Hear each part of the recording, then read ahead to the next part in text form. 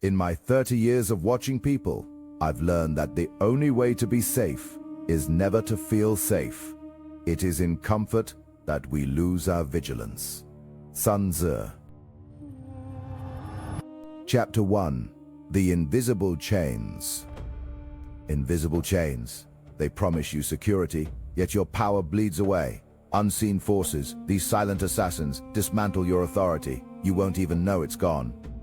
Imagine a fortress under siege, not by cannon fire or invading armies, but by an invisible acid, slowly dissolving its foundation from the inside out.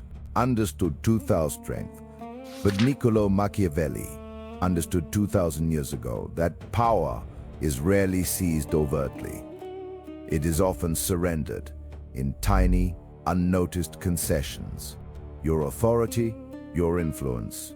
It is being siphoned off right now, not by direct attacks, but by 3 hidden reasons that operate like silent assassins.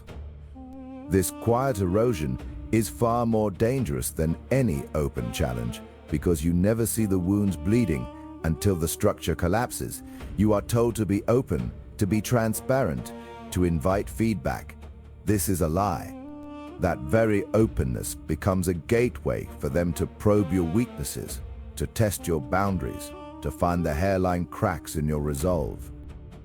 Every time you explain yourself, every moment you seek validation, you hand them a weapon. They don't need to overthrow you, they just need to slowly drain your legitimacy. One small doubt, one ignored request, one minor insubordination at a time.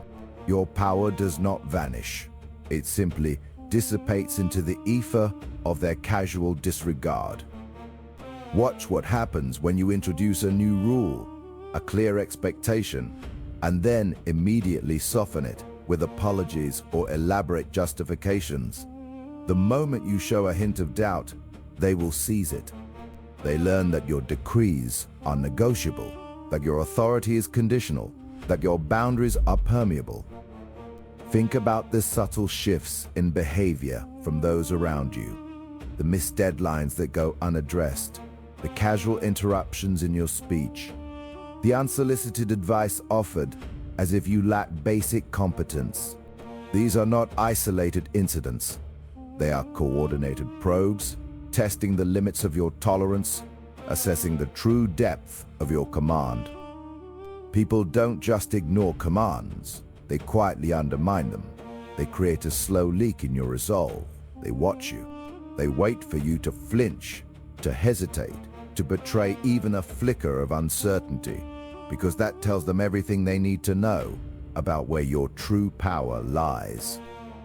Here's how you lose your position without ever being challenged. You allow these small incursions to pass. You assume good intent. You believe that a fair approach is always the best approach.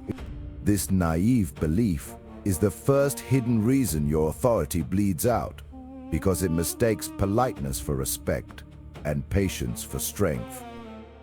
They operate on an unspoken calculus. If they can get away with a little, they can get away with more.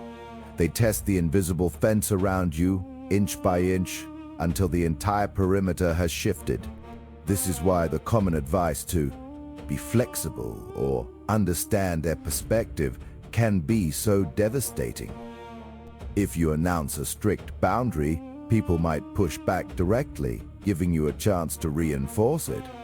But if you quietly allow a boundary to be crossed, there's nothing to push against, nothing to reinforce. Your authority simply evaporates in the space of your own inaction. This isn't about being tyrannical. It's about understanding the subtle, often subconscious power plays that dictate human interaction.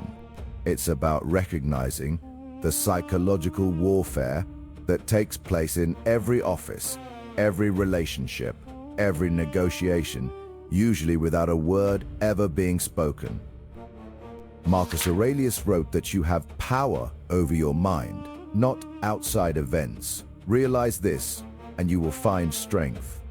What he understood is that your internal fortress, your unwavering center, is often the first thing to be tested, and if it falters, your external authority crumbles because you have abandoned your own command. But there's another hidden reason people chip away at your power, one that targets your very self-perception.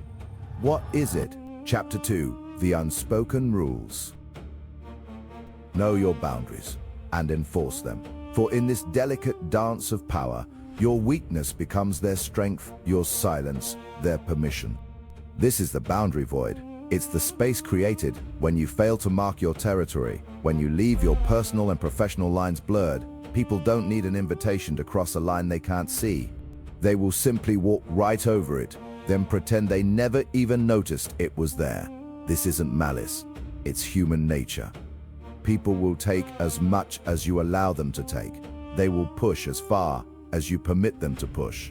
They will consume as much as you offer them to consume. Think about the co-worker who constantly drops their extra tasks onto your desk. You finish your work, ready to leave, but then you see their untouched report and suddenly it's urgent. You sigh, you complain internally, but you take it on. Or the friend who always shows up late, consuming your time, your patience, your peace. You wait, you stew, you make excuses for them, but you never actually confront the behavior. Each time, they learn that your limits are flexible, your time is cheap, and your boundaries are imaginary. This slow erosion of your authority happens because you have not established a clear perimeter. It's not just about what you say, but what you do not say, and what you do not say, and what you do not allow. When you let small transgressions slide, you are teaching them that larger transgressions are also acceptable. You are training them how to treat you. You are conditioning them to disrespect your space, your time, your efforts. What Sigmund Freud understood is that the human psyche constantly tests boundaries, probing for weaknesses, driven by unconscious desires for control or comfort. He wrote about the tension between our primal urges and societal rules. When you don't provide clear rules, people revert to their more primitive, self-serving behaviors, seeking to satisfy their own needs at your expense, often without even realizing the impact they're having. They don't see a line, they see an opportunity. Here's how you seal this leak. You define your boundaries with surgical precision, not with words, but with actions. You stop explaining, you stop justifying, you stop apologizing. When someone oversteps, you do not engage in a debate. You simply remove yourself from the situation, you cut off the access, or you enforce the consequence without fanfare. The consequence doesn't have to be dramatic. It just has to be consistent and real. If you announce, "I'm not doing any more of your work," people will see it as a challenge, an invitation to argue, to negotiate, to try and wear you down. They will test your resolve. But if you quietly, calmly, simply stop doing their work, if you let it sit untouched, if you redirect their requests to their manager without a word, there's nothing for them to argue with. There's no discussion. There's just a new reality. Your actions speak, and their attempts to push fail. This requires a cold assessment of what you will tolerate and what you will not. It requires an unwavering resolve to protect your resources, your time, your energy, your mental space. Every time you allow a boundary to be crossed, you are effectively giving away a piece of your power, a piece of your self-respect, a piece of your control. You are handing them the chisel to chip away at your foundation. Confucius, the ancient sage, taught the importance of propriety and the rectification of names. He believed that when things are not called by their proper names, then words lose their meaning and chaos ensues. What he understood is that if you do not properly name, define, and enforce the rules of engagement with your life, then others will impose their own definitions, their own rules, and you will find yourself living by their chaotic design, not your own. This isn't about being aggressive. It's about being precise. It's about creating a perimeter that is so clear, so consistently defended, that people unconsciously learn where the line is. They learn that crossing it comes with an immediate, undeniable cost. They learn that your space is sacred, your time is valuable, and your word is law. This silent enforcement builds an invisible wall around your authority. making it impervious to the casual encroachment that saps so many people's power. Chapter 3. The Iron Boundary. The iron boundary. A king's fortress isn't built of stone alone. It's the invisible wall around his power, demanding vigilance. Let us explore its constant reinforcement. The invisible wall you build around your authority demands constant reinforcement. It's not a line drawn, but territory defended. You must make the cost of violating your space immediate, expensive for any trespasser. Your authority comes from what you consistently do, not say. People will probe your limits, seeking advantage. They'll ask for small concessions, push minor deadlines, drop insults to find a weak point, allow a slight breach, and your boundaries become negotiable. Your word loses weight. This slow erosion exposes you, draining power, one ignored violation. Consider the person late to meetings or who interrupts. You tolerate it, wanting to avoid confrontation. Watch what happens. They escalate, they push further, because your inaction taught them your rules are suggestions, your authority flimsy. Forging an iron boundary requires clarity. First, clearly define your non-negotiables: time, respect, commitments. When someone tests it, do not explain, apologize, or debate. Simply, immediately, coldly enforce the consequence. It must be certain and unpleasant, making encroachment strategically disadvantageous. Fools explain why a boundary exists, begging understanding, but quiet, consistent enforcement leaves nothing to argue. Your actions become law. Sun Tzu, the ancient general, wrote, "The supreme art of war is to subdue the enemy without fighting." His wisdom teaches you to make challenging your lines so costly, so unwise, no one even considers it. You are not winning a popularity contest. You are building an empire of respect. This isn't about being disliked. It's about being understood as unyielding. Your authority isn't about pleasantries. It's about the cold, hard reality of consequence. When your boundaries are a mere suggestion, people will test them. They will poke, prod, and push. This isn't personal, it's instinct. Humans are wired to seek advantage. A flimsy boundary is an open invitation. Every time you explain a boundary, you give them a weapon. You invite debate, exceptions. A true boundary needs no explanation. It simply is. Justify, and you've lost ground. Your strategy: make challenging your boundary more costly than respecting it. This cost isn't overt punishment. It's the sudden, quiet absence of your time, resources, opportunities. It's silent withdrawal. A cold shoulder leaves questions. They don't need the explicit rule. They just need to feel the chilling consequence. If you announce new rules, people will look for loopholes. They prepare arguments. But if you quietly enforce, if consequences flow naturally from transgression, there's nothing to argue. No war, just their diminished reality. Abraham Lincoln understood this.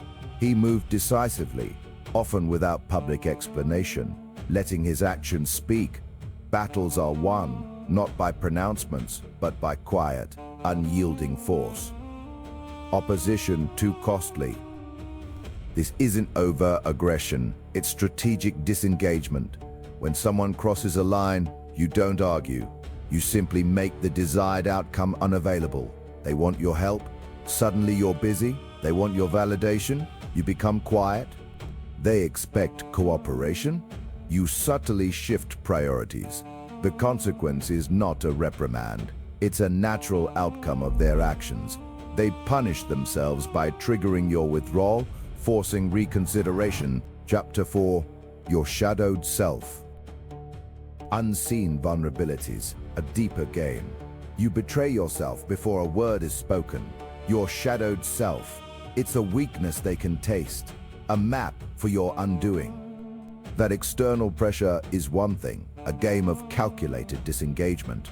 But there's a deeper vulnerability, a quiet invitation you might not even know you're sending out, one that people instinctively pick up on.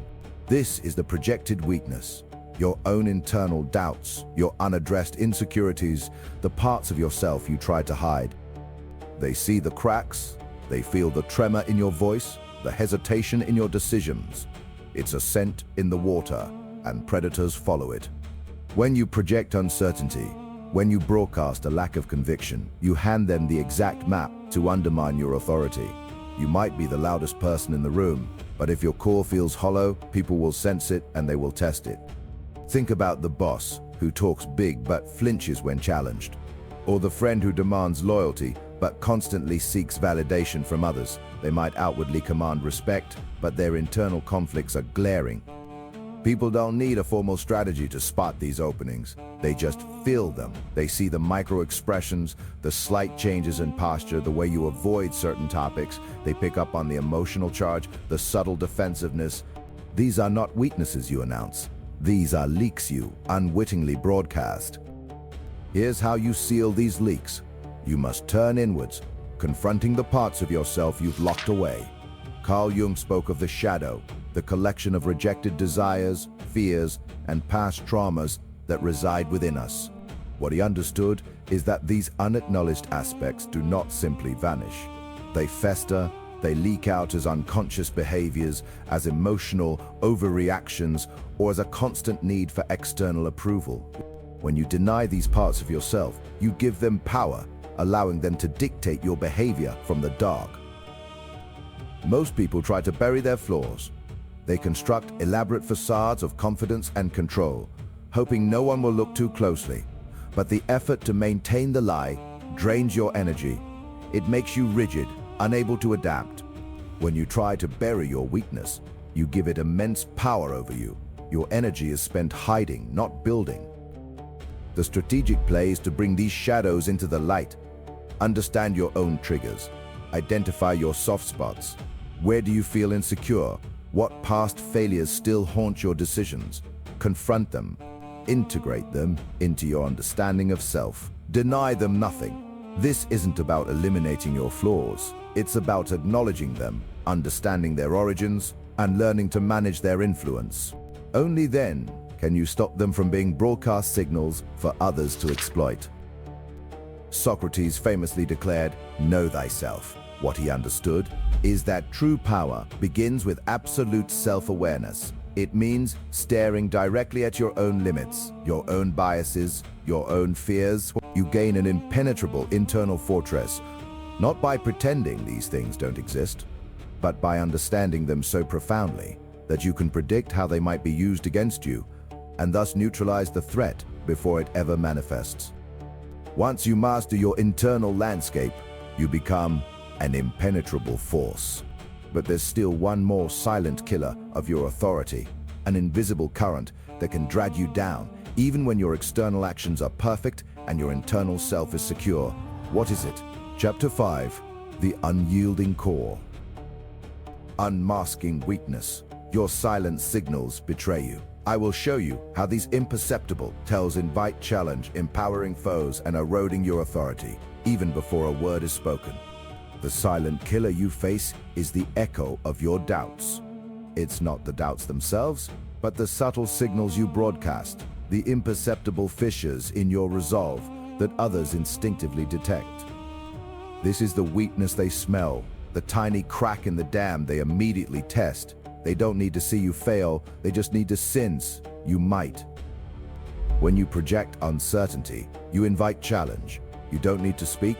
Your posture, your gaze, a micro-hesitation before you act. These are the tells. They empower adversaries, embolden critics, and chip away at your perceived authority, leaving you exposed. Think about the leader who makes a big call, then immediately seeks validation, asking, "Does everyone agree, or did I make the right choice?" The moment those words leave your mouth, your power bleeds.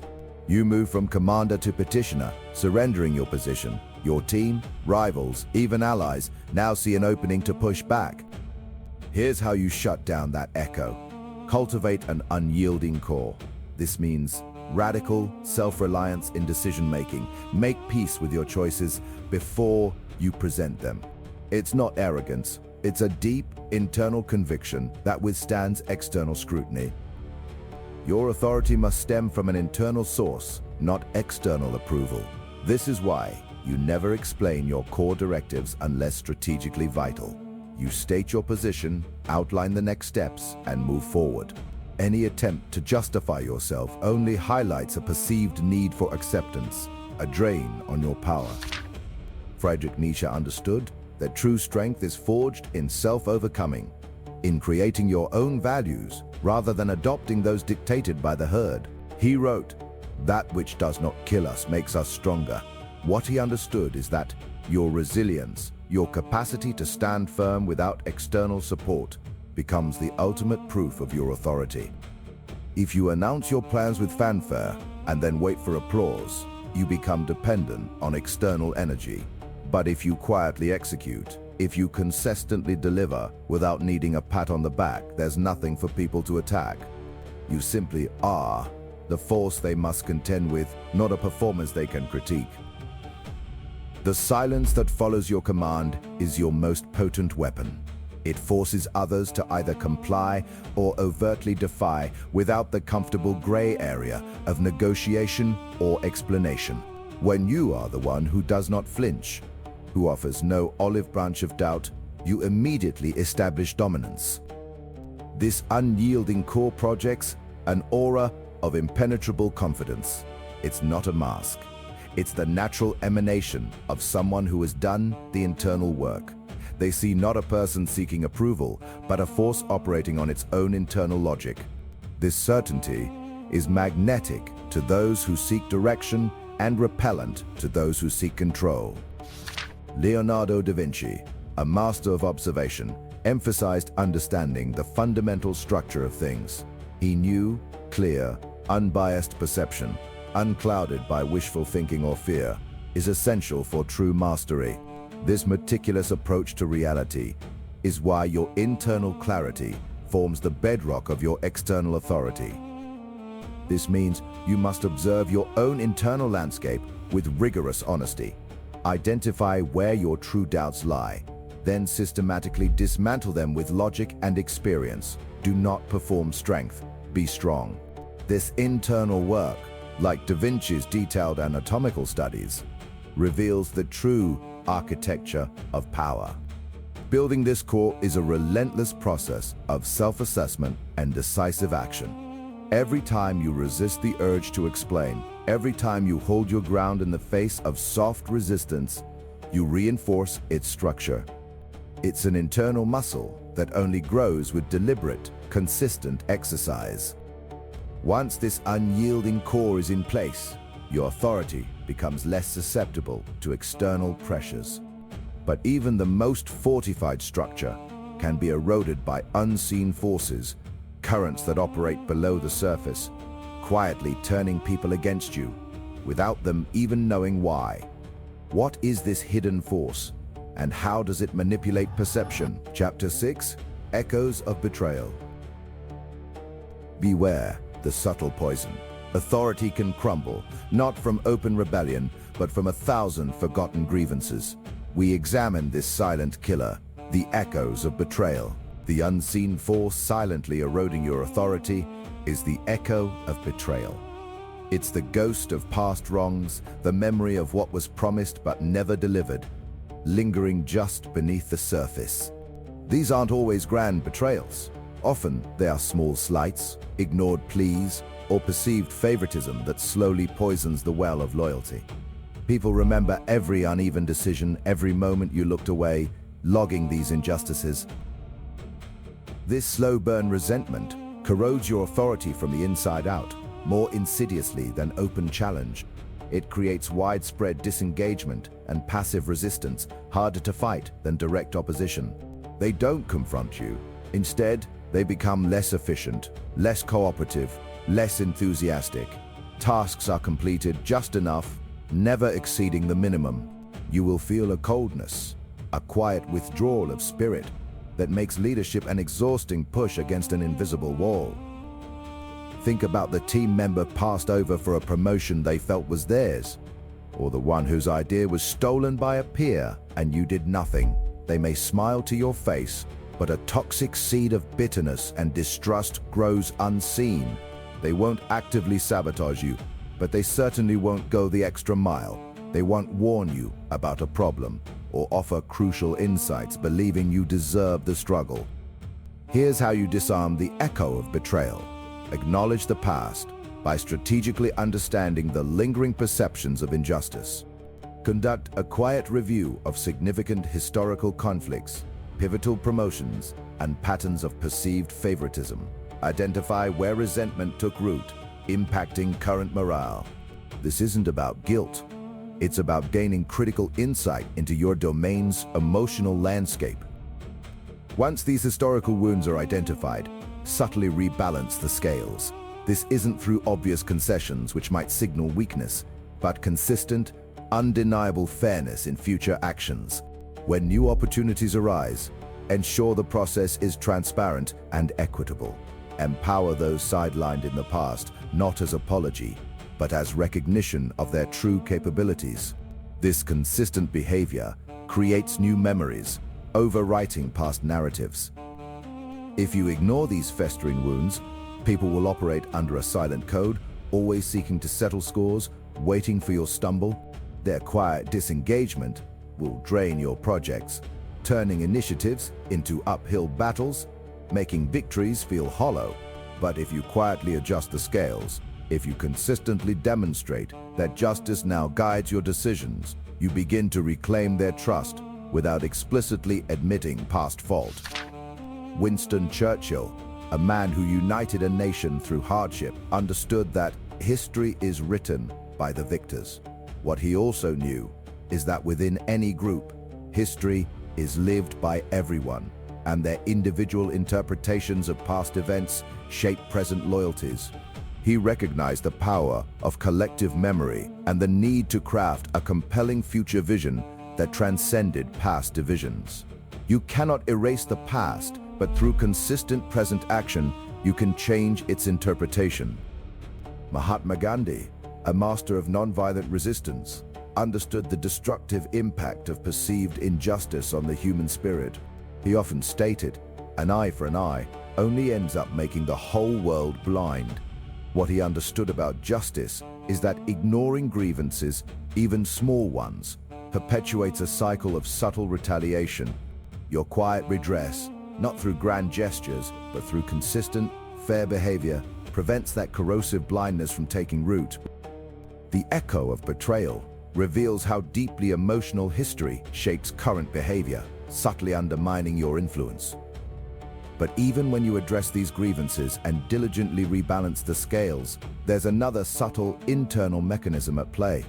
It's the insidious way people project their own insecurities, fears, and unaddressed issues onto you. What is this powerful internal lens, and how does it manipulate their perception of your authority, turning them against you for reasons entirely unrelated to your actual conduct? Chapter 7. The Calculated Reset.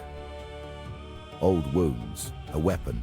Others cling to their past, an invisible leash around your neck. They will use your every action, no matter how neutral, as fuel. The quiet venom that lingers from old wounds, the perceived slights that calcify over time. These are the historical resentments that refuse to die. They are not logical. They are not fair. They are a poison seeping into your present, designed to undermine your future. This is the calculated reset in reverse, where others hold onto their personal history as a weapon. This attachment to past grievances becomes an invisible leash. Every step you take, every decision you make, is viewed through the distorted lens of their ancient pain. They will use your every action, no matter how neutral, as proof of your continuing fault, allowing them to remain the perpetual victim. It drains your energy, demands explanation, and silently erodes your authority.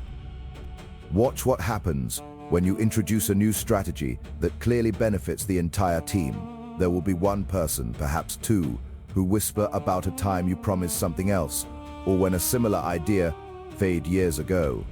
They don't engage with present reality. They are not interested in moving forward. Their loyalty remains with a ghost of the past, poisoning the well.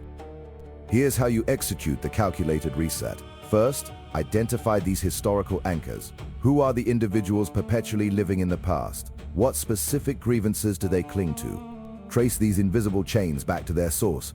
Understand the actual event and the story they tell themselves about it. Then, initiate a surgical strike. Offer a clear, unambiguous path to resolution. This is not an apology for past actions, nor an endless negotiation. It's a statement. The past is done. Here is what we are doing now. Be part of this, or be left behind. Provide a single opportunity for a clean slate. If they refuse, if they insist on reliving the past, then you isolate them. Create a clear boundary. Their refusal to move on becomes their choice, not your burden. They become an external entity, no longer allowed to inject their historical trauma into the current operation. In extreme cases, remove them. The cancer must be cut out. Fools try to argue away the past. They spend endless hours dissecting old events, trying to justify, explain, and seek validation. This only feeds the resentment, giving it oxygen. But if you quietly set the boundary, make the offer, and then act, there's nothing to argue about. There is simply the new reality, with or without them. Abraham Lincoln, navigating a nation torn by civil war, understood this cold truth. He spoke of malice toward none, with charity for all, not as naive sentiment, but as a strategic directive. What he understood is, you extend grace, but cannot allow the past to cripple the future. You offer unity, but do not tolerate those who actively undermine it. Your reset is not about forgiveness for forgiveness' sake. It's about securing your authority. It's about removing the leverage old wounds give others. By forcing a choice, adapt or exit, you reclaim control over the present narrative. This is not kind in the traditional sense, but it is necessary for survival and progress.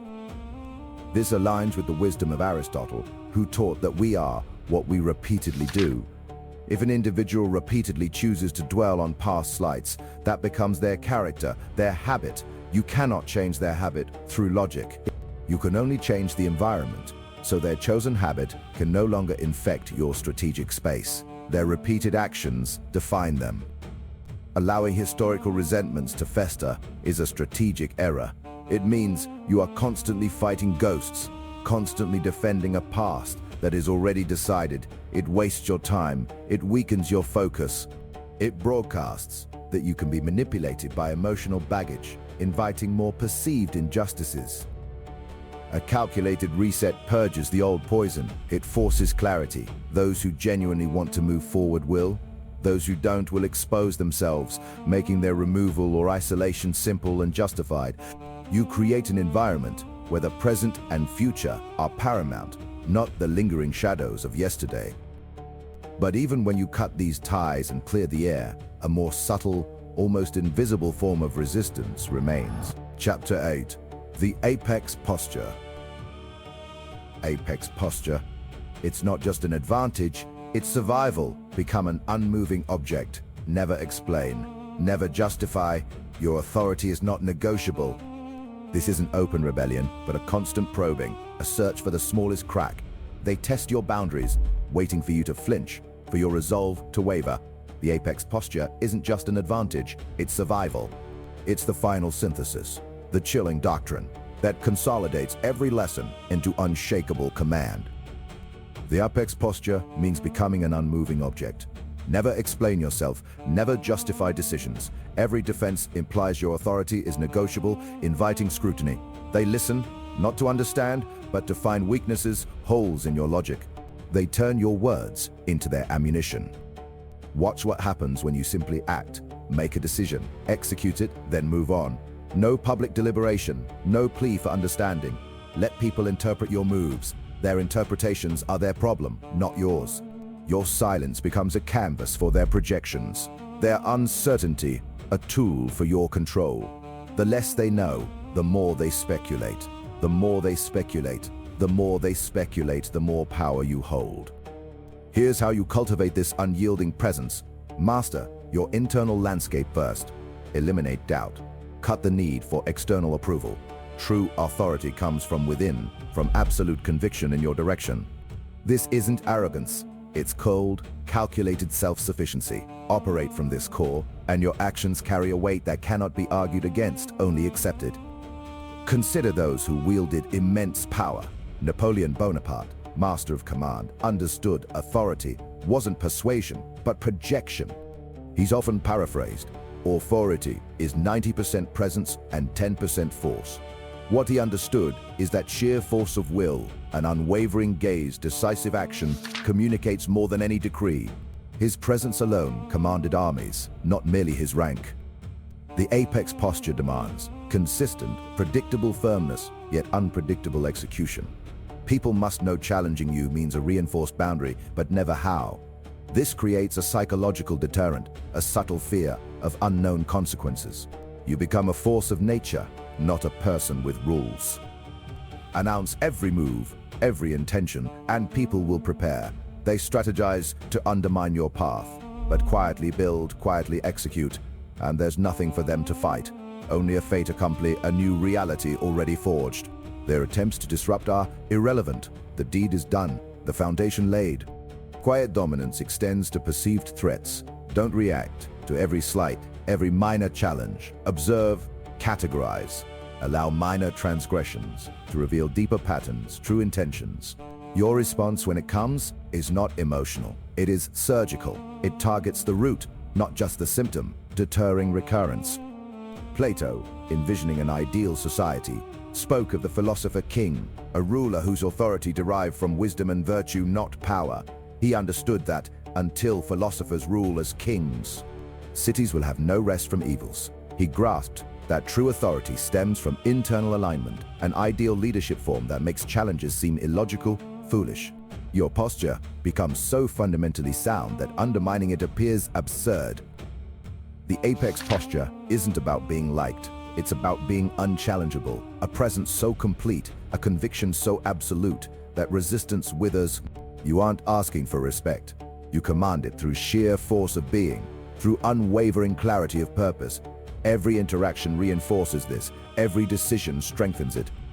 You become the calm center of any storm. Others might rage, plot, whisper, dissent, but their efforts are waves against a mountain. They expend energy, crash, recede, leaving the mountain untouched. Their attempts to diminish you only highlight your permanence, your resilience.